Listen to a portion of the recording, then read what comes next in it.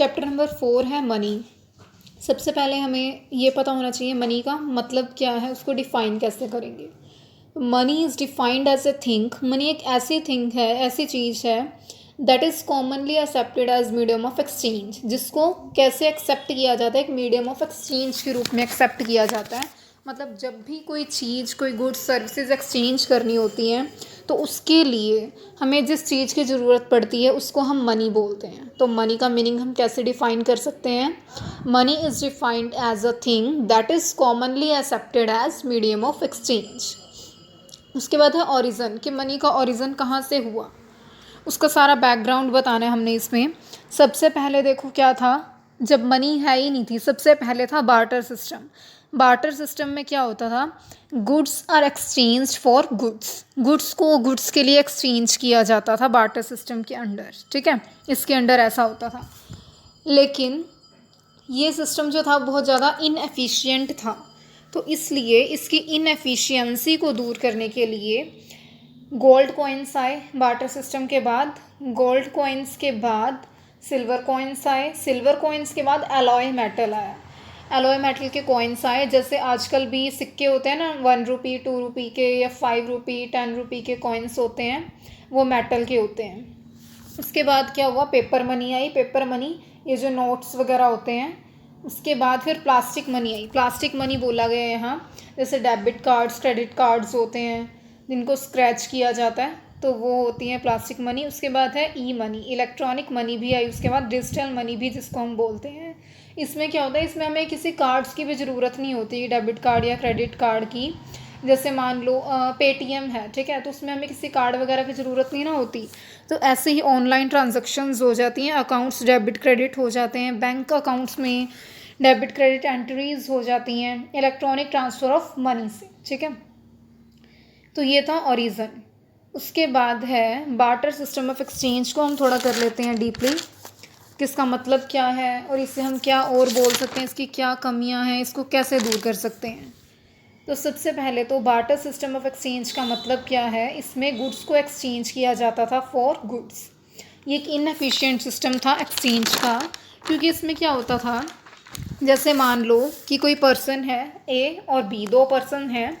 अब जो a person है, इसे चाहिए वीट चाहिए इसे, ठीक है, और इसके पास राइस एग्जेस में है, ये किसी दूसरे को दे सकता है अगर नीड हो। और जो बी पर्सन है, उसे राइस चाहिए और वीट उसके बाद उसके पास एग्जेस में है। तो यहाँ पे क्या करेगा, जो ए पर्सन है इसको क्या चाहिए था, वीट चाहिए था, तो ये बी से वीट ले लेगा और उसके पास राइस एक्सेस में था ना, बी को राइस दे देगा। तो इस तरह से ट्रांजैक्शंस होती थी पहले। पैसा होता ही नहीं था पहले, मनी होती ही नहीं थी। एक पर्सन किसी दूसरे पर्सन को कोई चीज़ देता था और उससे बदले में कोई और चीज़ ले लेता था जिसकी इसको ज़रूरत होती थी। तो ये इनएफिशिएंट सिस्टम इसलिए था। ये क्यों इनएफिशिएंट सिस्टम था, ये आपको पता लगेगा इसके ड्रॉबैक से। ठीक है, ड्रॉबैक्स मैं अभी आपको बताती हूँ, पर उससे पहले आपको एक और चीज़ पता होनी चाहिए कि बार्टर सिस्टम को सीसी इकोनॉमी भी बोला जाता है। सीसी इकोनॉमी का मतलब, यहाँ पर सी का मतलब है कॉमोडिटी, मतलब कॉमोडिटी को कॉमोडिटी के साथ एक्सचेंज किया जाता था। ठीक है, उसके बाद है ड्रॉबैक्स क्या हैं, कमियाँ क्या हैं बार्टर सिस्टम की। सबसे पहले है डबल कोइंसिडेंस ऑफ वांट्स। जैसे मैंने आपको ए एंड बी पर्सन का एग्जांपल दे के समझाया। अब जैसे ए पर्सन है, उसे वीट चाहिए था और उसके पास राइस था बेचने के लिए, तो उसे किसी ऐसे ही पर्सन को ढूंढना पड़ेगा जो उसको वीट दे सके और उससे राइस ले सके। ठीक है, तो अब ज़रूरी तो नहीं कि कोई ऐसा पर्सन मिल ही जाए, अगर मिल भी जाए तो उसको फाइंड करने में काफ़ी ज़्यादा टाइम लगता है, टाइम कंज्यूमिंग प्रोसेस है, और बहुत सारी प्रॉब्लम्स भी फेस करनी पड़ती हैं इसमें। तो ये फर्स्ट ड्रॉबैक था इसका।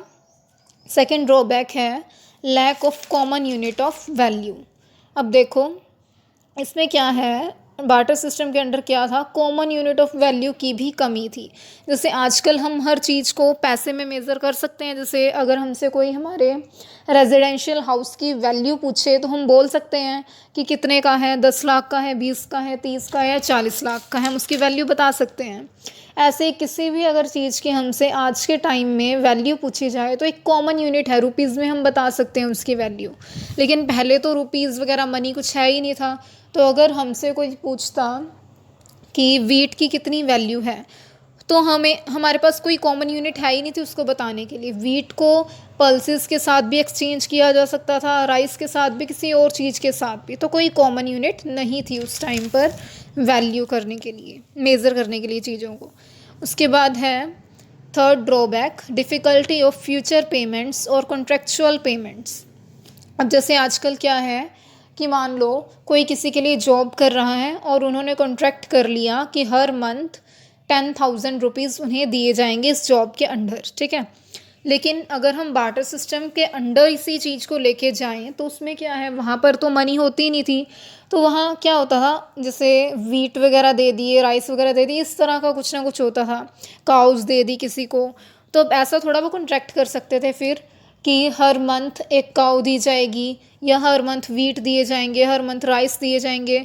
तो इसमें बहुत ज़्यादा डिफ़िकल्टी होती थी फ्यूचर पेमेंट्स या कॉन्ट्रेक्चुअल पेमेंट्स को करने में। फोर्थ ड्रॉबैक है difficulty of storage of value and transfer of value. Storage of value का मतलब है सेविंग, ठीक है, स्टोर करके रखना वैल्यू को, पैसे को। तो आजकल के टाइम में हम इजीली स्टोर करके रख सकते हैं, पैसे को सेव करके रख सकते हैं। लेकिन पहले जब पैसा नहीं था तब जैसे वीट, राइस, काउस वगैरह ये सारी चीज़ें थी, इनको हम एक चीज़ों को स्टोर करके रखने की ना एक लिमिट होती है। जैसे मान लो वीट है, उसे अगर हम 10-12 साल स्टोर करके रखें तो वो ख़राब हो जाएगा, ठीक है, उसमें कुछ ना कुछ खराबी हो जाएगी, ठीक है। तो इस तरह से यहाँ पे बोला गया है कि वैल्यू को स्टोर करने में भी डिफ़िकल्टी होती है। उसके बाद है ट्रांसफ़र ऑफ वैल्यू। आजकल हम पैसे को इजीली ट्रांसफ़र कर सकते हैं, मनी को, लेकिन बार्टर सिस्टम में क्या था, चीज़ों को ट्रांसफ़र करना हो, मान लो अगर वीट को, राइस को, तो कितना मुश्किल था चीज़ों को ट्रांसफ़र करना, ठीक है।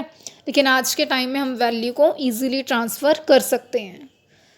अब उसके बाद है, देखो एक हेडिंग मैंने आपको लिखवाई है नोट्स में, introduction of money has separated the act of sale and purchase.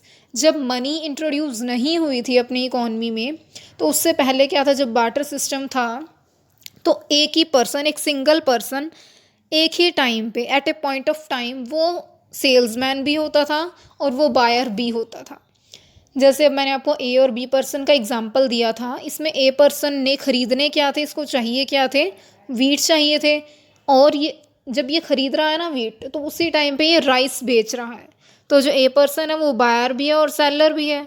ऐसे ही जो बी पर्सन था वो ख़रीद रहा है राइस और बेच रहा है वीट, तो जो बी है वो भी बायर भी है और सेलर भी है। एक सेम पर्सन बायर और सेलर दोनों के रोल प्ले करता था अंडर बार्टर सिस्टम, या before the introduction of money. लेकिन after the introduction of money आजकल क्या होता है कि अगर हमें कोई चीज़ चाहिए, मान लो हमें वीट चाहिए, तो हम वीट खरीदेंगे, हम बायर हैं, और उसके बदले में कोई चीज़ बेचेंगे नहीं, बस पैसे देते हैं, ठीक है। तो बायर का रोल एक अलग पर्सन आजकल के टाइम में प्ले करता है और सेलर का रोल एक अलग पर्सन प्ले करता है।